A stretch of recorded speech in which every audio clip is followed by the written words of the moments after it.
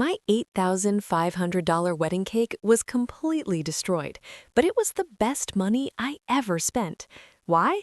Because lying amidst that bright red mess was my own sister, about to fall into a deep sleep. She had intentionally drugged me right at my wedding to turn me into a drunken spectacle in front of my wealthy in-laws. I let her have her way, but at a much higher price. A gentle glass swap, a fake smile, and the result was the most satisfying sight of my life, my precious sister collapsing amidst the crumbs of red velvet. But do you understand why my own sister wanted to ruin my big day? I have to take you back 3 months. I'm Pamela, 29, a marketing director in Charleston. My younger sister, Sutton, 27, calls herself an influencer, which is code for unemployed and drowning in $51,000 of credit card debt she's hiding from our parents. My parents, Conrad and Blythe, have always favored Sutton. Always. I could bring home straight A's, scholarships, job promotions, didn't matter. Sutton could post a selfie with a stolen Pinterest quote, and Mother would frame it. Sutton's jealousy reached its peak when I got engaged to Sterling, an orthopedic surgery resident from old Charleston money, the kind of family whose ancestors signed important documents, whose name appears on historic buildings, the kind of family Sutton desperately wanted access to. 3 months before the wedding, she showed up at my apartment unannounced, wearing yoga pants that cost more than groceries and carrying a designer handbag she couldn't afford. "I've been thinking," she announced. "I should be your maid of honor." "Pamela, I already asked Adeline." "Your lawyer friend?" She wrinkled her nose. "Pamela, this is a wedding with old money elements. Do you really want someone who wears pantsuits standing next to you in photos that will be in the society pages? Besides, I need this. Do you know how good this will be for my brand? I could gain thousands of followers." I should have said no, should have held my ground. Then she called Mother. 2 hours later, both parents showed up at my door. Mother was dabbing her eyes with a monogrammed handkerchief. Father wore his disappointed expression, the one he'd perfected over decades of making me feel guilty for existing. "Pamela, sweetheart," Mother said, taking my hands, "Sutton is devastated. She feels like you don't love her." "Your sister is going through a difficult time," Father interrupted. "The least you can do is include her, make her feel valued." The manipulation was textbook. They'd been doing this my entire life, making Sutton's feelings my responsibility, her happiness my burden. "Fine," I said. The word tasted like ashes. "You can be the maid of honor." When I called Adeline to break the news, she was silent for a long moment. "Are you sure about this, Pam?" "No," I admitted, "but it's easier than fighting them all." Easier isn't always better. She was right, but I'd already made my first mistake. I didn't know then that this concession had paved the way for Sutton's most vicious plot. The Charleston Historic Hotel Ballroom was a vision of Southern elegance: crystal chandeliers, ivory silk tablecloths, white roses, and trailing ivy.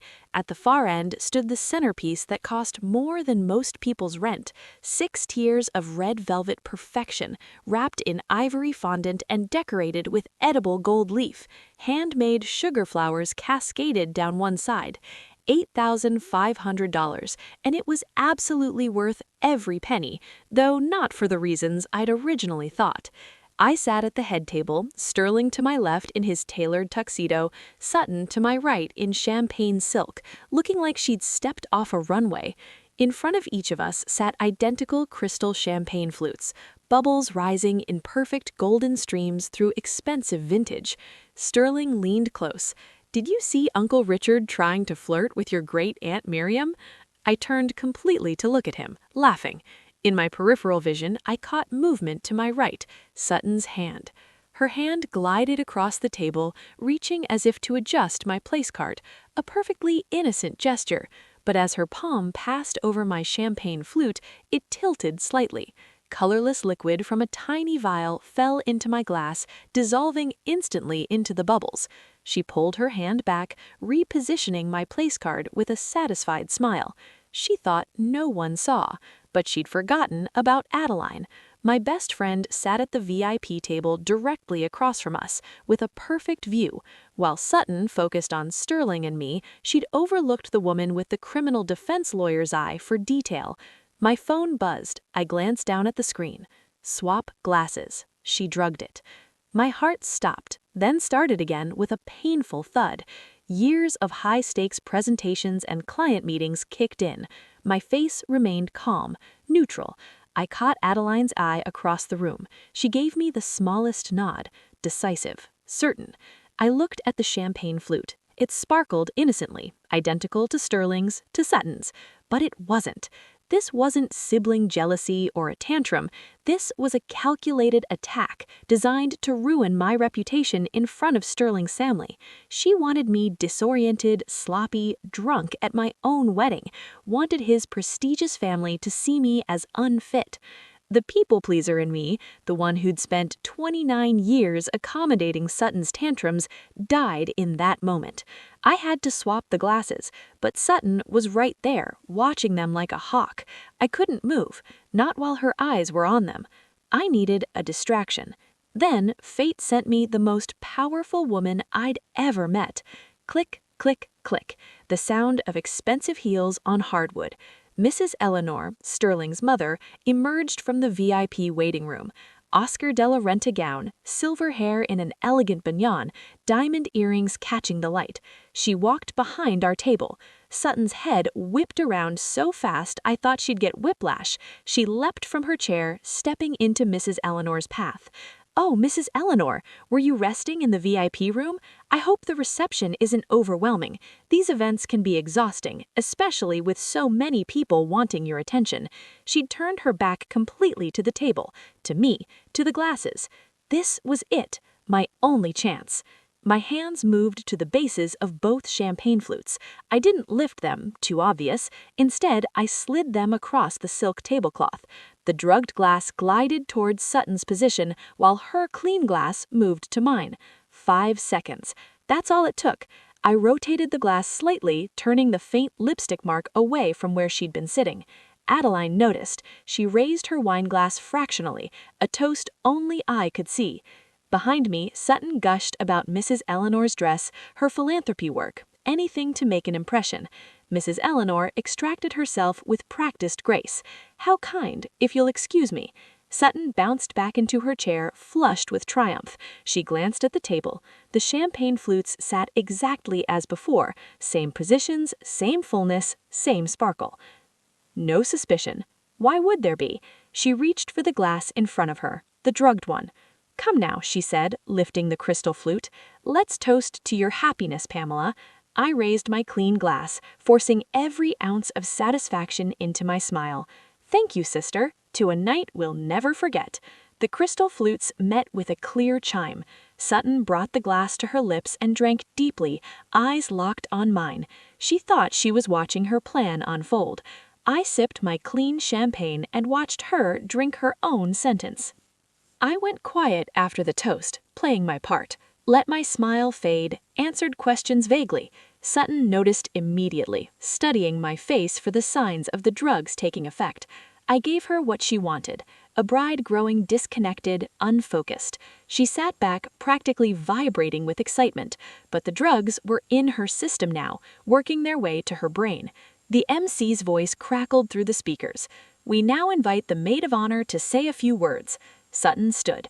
I watched carefully, the way she steadied herself with a hand on the table, the slight pause before stepping away, the forced brightness that didn't reach her eyes. She thought it was nerves, but I knew better. The drugs were taking hold. She walked toward the stage, steps slightly slower than normal, and positioned herself right next to the cake tower. Of course, the 6 tiers of red velvet would be the perfect backdrop for her Instagram posts. She accepted the microphone and began to speak. "Good evening, everyone. For those who don't know me, I'm Sutton, Pamela's sister. I've known Pamela my entire life, and I have to say, it's been quite a journey watching her find someone worthy of her." Polite laughter from the crowd. Pamela has always been the responsible one, the organized one, the one with the perfect plans and the perfect career. There was an edge to her voice now. And now she has the perfect husband from the perfect family. She raised her wine glass. So here's to Pamela, to my perfect sister and her perfect life. The crowd murmured appreciation, but I sat there, watching, waiting for the moment when the melatonin would hit full force. Then I saw it, the wobble in her stance, her hand reaching for the podium as if the floor had shifted. Thank you all for... Her words slurred. She blinked rapidly, her eyelids growing heavy. The crystal flute trembled in her grip. Why? Her voice cracked through the speakers. Why is the ceiling spinning? The wine glass slipped from her fingers first. It shattered against the stage floor.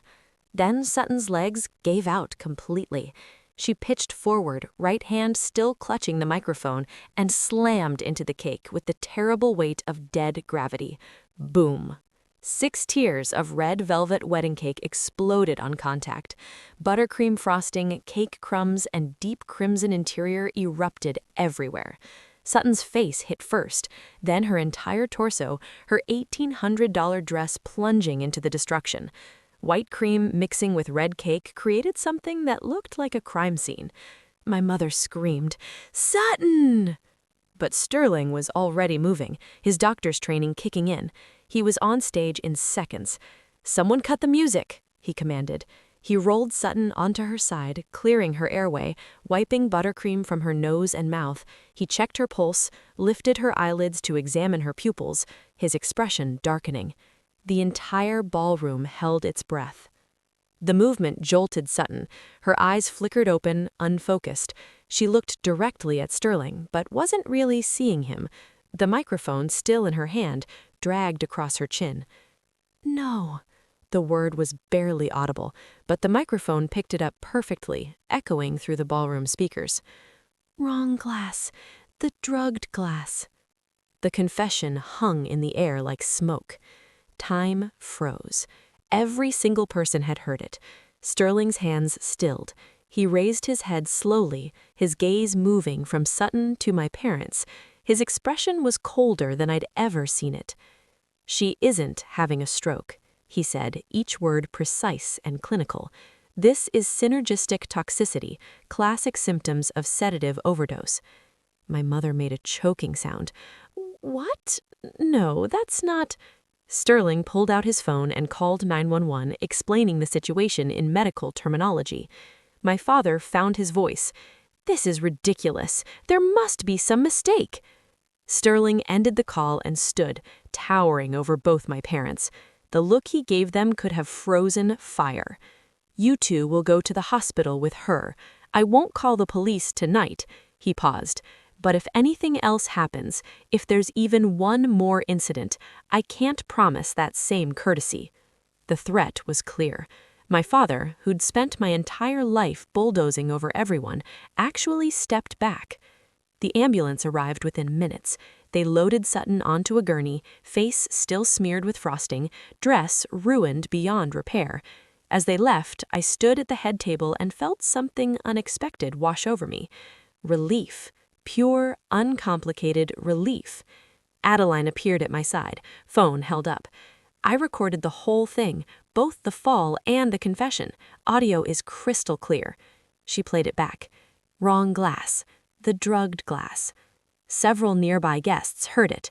The truth rippled through the crowd like a stone dropped in still water. Eleanor approached, her gown somehow still immaculate. She looked at the destroyed cake, then at me. "Well," she said finally, with dry amusement, "this is certainly the most memorable wedding I've ever attended." The hotel manager materialized. "Should we end the reception given the circumstances?" I looked at the ruined cake, red velvet crumbs scattered like evidence, white frosting smeared everywhere, $8,500 worth of destroyed artistry, and all I felt was light. "Clean it up," I said firmly. "Bring out more wine and whatever desserts you have. The night has only begun." Something shifted in the room after that. The guests who'd come out of obligation made quiet exits, but the people who remained were ours, Sterling's colleagues, my work friends, Adeline, Eleanor, and family who actually cared. Without the weight of my family's judgment, the reception transformed into something genuine. I danced with Sterling under the chandeliers and felt tension I'd been carrying for years finally release. "No regrets?" he murmured. "None," I said, and meant it. The next morning, my phone buzzed with a text from Mother. "How could you let this happen? Sutton only did it because she felt left out. She made a mistake. You need to forgive her. Family is family." I read it twice, feeling the familiar guilt try to take root. But that Pamela had died somewhere between the glass swap and the cake destruction. I deleted the message without responding. Then I blocked the number. Sterling watched from the bed. "You okay?" "Yeah," I said, realizing it was true. I really am. I blocked Father's number next, then Sutton's. One by one, I cut the threads that had bound me to their toxicity for my entire life. No more money transfers, no more guilt trips, no more playing the disappointing daughter. Freedom tasted like Charleston morning air, salty and clean. 1 year later, at 8 months pregnant, the ultrasound technicians smiled. "Everything looks perfect. Your baby girl is healthy." Sterling's hand tightened around mine, eyes bright with tears. "No golden child?" I said quietly, echoing our promise. "Every child equal," Sterling agreed. "Always."